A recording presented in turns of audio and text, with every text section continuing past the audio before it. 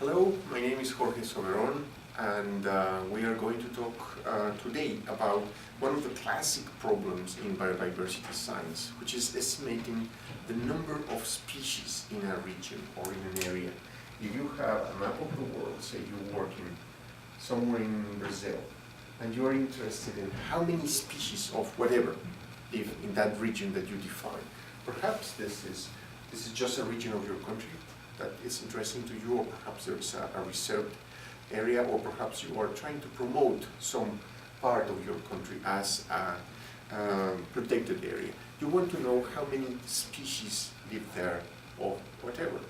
And this seems to be like a stupid question, a very simple question. How do you know how many species there are? You go and consult a book, and books normally have, if you are talking about the entire country of Brazil, and you are talking about the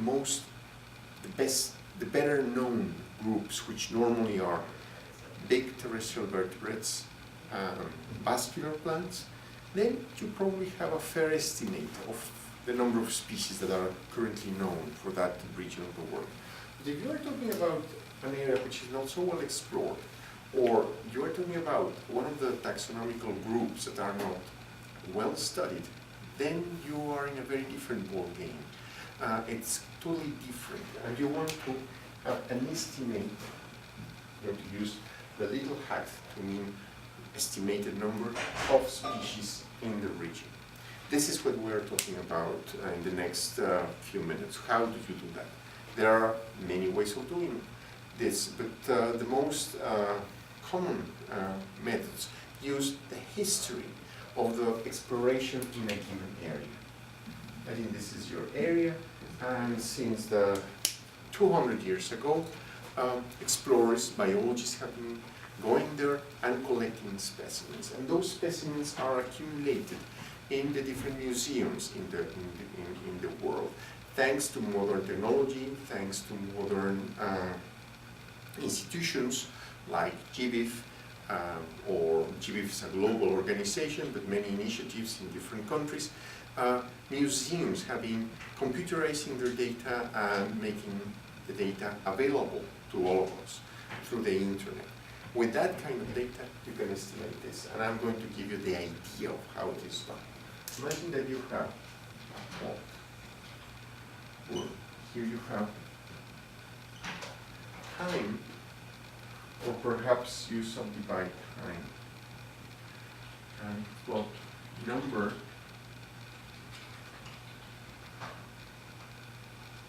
of specimens per unit time, or perhaps even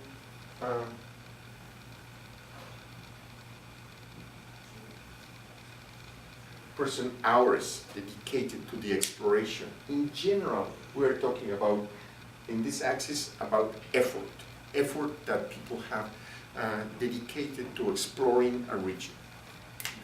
And here, you plot not this yet, but the observed number of species. Species that have been observed after having accumulated one specimen. Well, when you get the first specimen, you get one species. At the beginning, normally, this is very, very common. What you get is that if you are talking about something like the 18th century, you start accumulating specimens and species very, very slowly. Normally, around this century, in many parts of the world, people started studying species more energetically and spending more time in the field, and there were expeditions to most parts of the world. So you accumulate effort, and the number of species also start accumulating. And then you would expect, this is what you would expect, that if you keep working, doing your sampling, going to the field, taking data, and doing it properly, using all the methods that are required, and so on and so on, eventually you stop.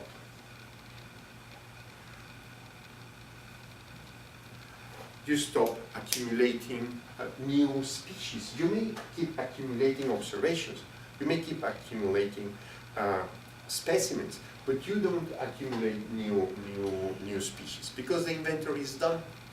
And this is what we would like to do, be able to find this value given the fact that you have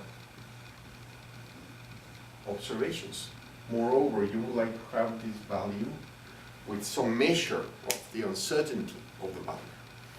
This is what is called accumulation curve analysis, and it's been a very active field in biodiversity science since the last probably 20 years now. There are several ways of doing this. What do you need to do? Well, the first thing you need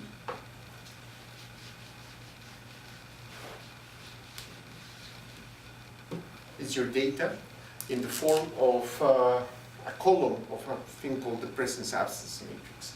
You need to have the observations, how many, over a period of time, or number of specimens, or effort, a measure of effort. There are recent mathematical results by statisticians that work in this field that kind of show that it's not really important which one do you use as long as you're consistent. A lot of people in our field use number of specimens. Why? Because per unit time. Why? Because that's what comes most easily from the museum data. So you subdivide time in units, 1, 2, 3. For example, this may be 5-year intervals or 10 years intervals, and then you count how many specimens, one, because at the two, because at the very beginning people didn't work very actively, and suddenly you start getting the 30s and the 100s and perhaps 1000s. And then you plot how many species. This is the basic table.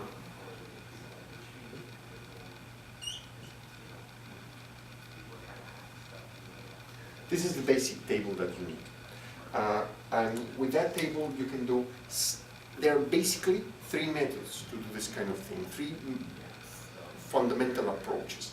The first one is to fit a curve. This is called a parametric method. They were used by many people. Historically, they were popular. Nowadays, not many people use them. You have to have good reasons to use one of these parametric methods. For example, perhaps you are researching a very, very spacious group with tons of non-described species in an area which has not been explored, and that it makes sense to use one of the curves that have like very slow approaches to some ceiling. So the first method, or rather class of methods, are parametric. Second class of methods are fitting distributions. And this was pioneered in the 50s by a guy that decided to try to investigate how many words William Shakespeare actually knew, based on all the words that he used in his works. So there are words that are extremely common, that appear many times in every play or in every sonnet, and there are a few words that appear just 1 time, or perhaps 2 times. So there is a distribution of usage of the words. It's going to be something like this. And this, there are words that have been used once, 2 times, 3 times, and so on. And the class 0, so those are the words that are being used 0 times. You can fit a distribution and estimate this thing, and it's going to give you the difference between what you have observed and how many are still left.